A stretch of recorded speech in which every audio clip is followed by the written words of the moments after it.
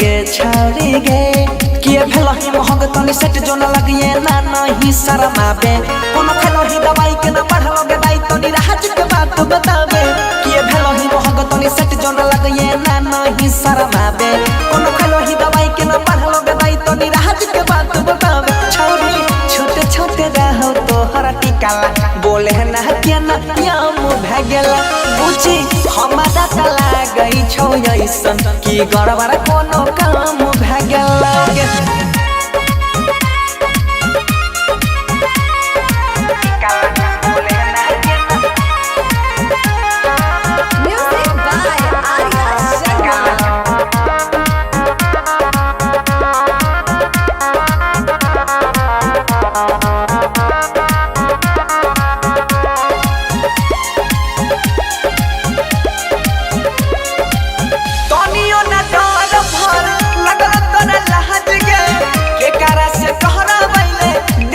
massage गे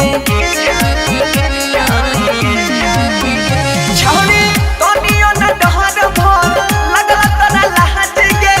केकरा से कहना पहिले देह के मसाज गे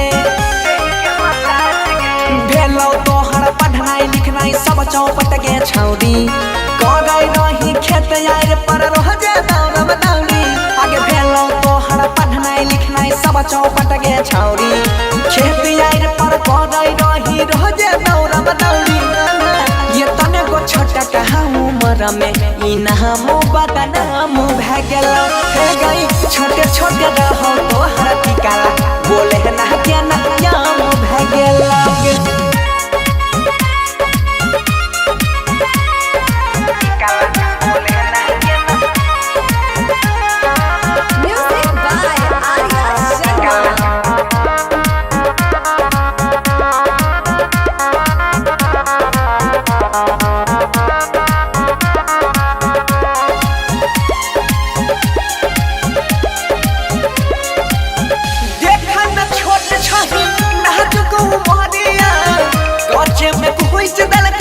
दिन दुपहरिया